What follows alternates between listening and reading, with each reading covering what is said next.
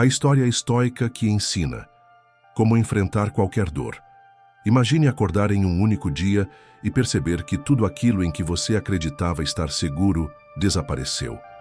O emprego que sustentava sua família não existe mais. A pessoa em quem você confiava virou as costas sem aviso.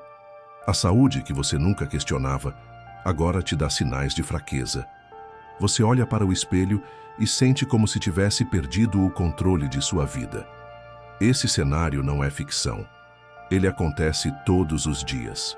Pessoas são demitidas, traídas, humilhadas, adoecem, e cada uma delas enfrenta a mesma pergunta: como continuar vivendo diante da dor?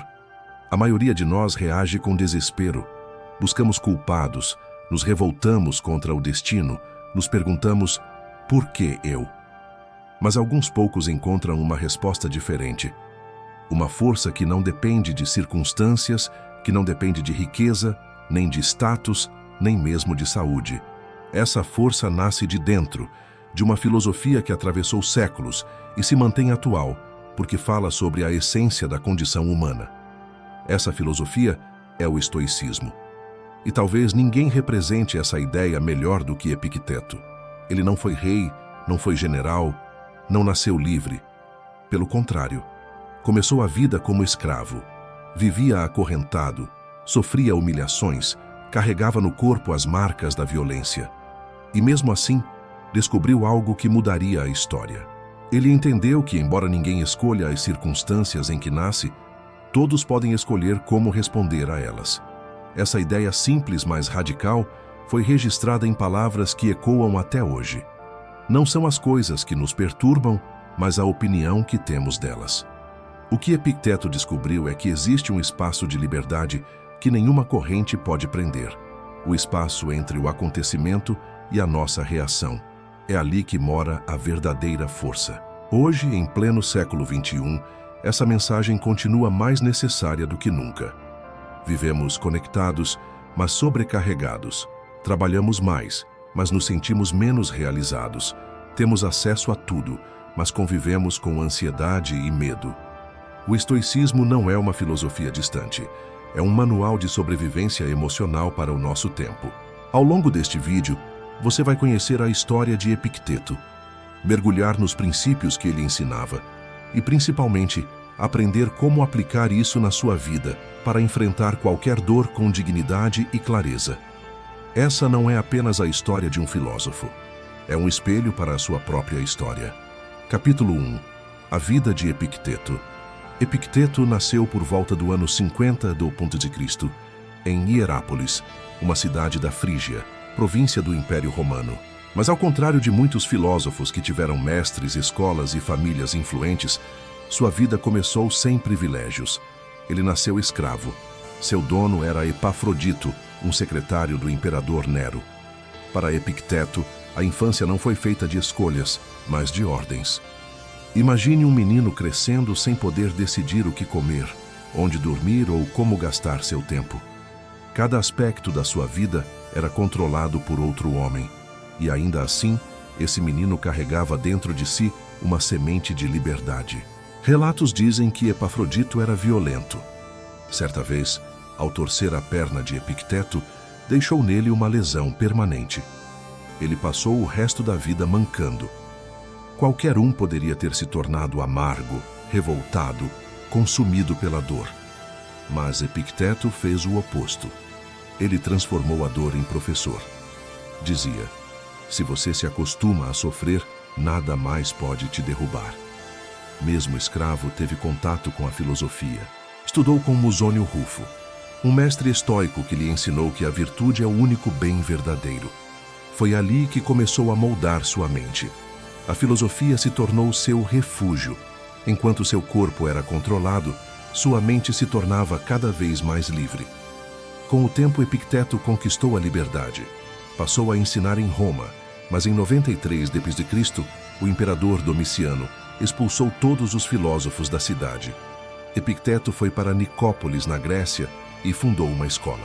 Seus alunos vinham de todas as partes do império para ouvi-lo. O curioso é que Epicteto nunca escreveu um livro. Tudo o que sabemos dele foi registrado por seu discípulo Arriano, que compilou suas falas no manual e nas diatribes. Esse detalhe é importante. Epicteto não era um homem de teorias abstratas, mas de prática. Ele falava para a vida real, para os desafios diários, para pessoas comuns que precisavam de orientação. Capítulo 2. A filosofia de Epicteto. O coração do seu ensinamento pode ser resumido em uma frase: algumas coisas dependem de nós, outras não.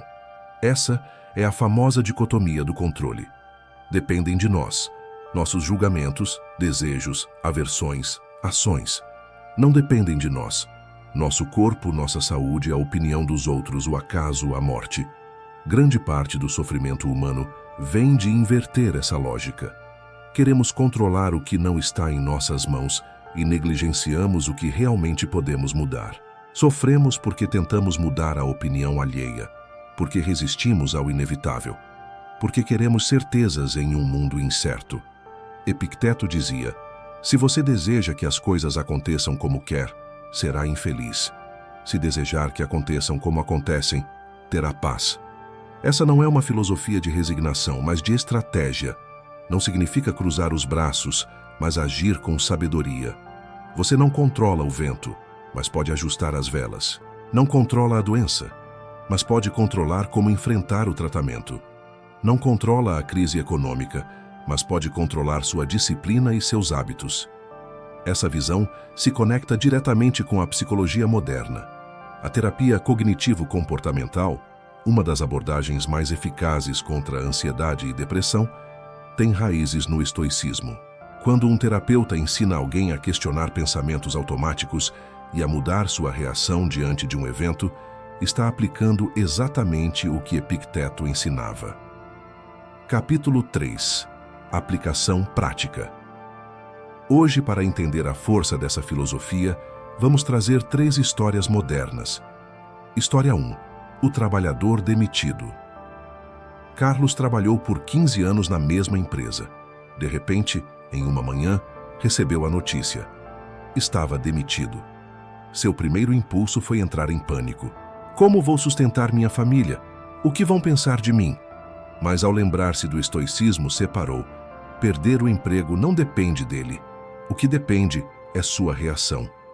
Em vez de se entregar ao desespero, decidiu usar o momento como oportunidade para recomeçar em uma área que sempre sonhou. História 2. A jovem nas redes sociais. Ana postou uma foto feliz, mas recebeu dezenas de comentários maldosos, críticas ao corpo, à roupa, até à sua forma de falar. Por dias carregou essas palavras como feridas, até perceber: a opinião dos outros não depende dela. O que depende é como se escolhe enxergar. Escolheu não ser escrava das vozes externas, mas da sua própria voz interna. História 3. O paciente diante da doença. Jorge recebeu um diagnóstico difícil. A doença não estava sob seu controle. Mas ele lembrou das palavras de Epicteto: não é o que acontece com você que importa, mas como você reage. Em vez de viver cada dia em desespero, decidiu viver cada dia com presença. Transformou o tratamento em disciplina, a dor em coragem, a vida em gratidão. Essas histórias mostram que o ensinamento de Epicteto não é distante. Ele é real, vivo, aplicável. Epicteto começou a vida como escravo, mas morreu como mestre. Não deixou riquezas, nem monumentos, mas deixou algo mais duradouro, um caminho para enfrentar qualquer dor. Sua vida prova que ninguém pode roubar a paz de quem governa a si mesmo. Hoje, diante das dores modernas, ansiedade, pressão, perda, críticas, temos a mesma escolha que Epicteto fez há 2000 anos. Podemos ser escravos das circunstâncias ou senhores de nossas próprias mentes. E agora eu pergunto a você: o que vai escolher? Se chegou até aqui, escreva nos comentários: eu escolho a liberdade estoica. Essa será sua declaração pública de força interior.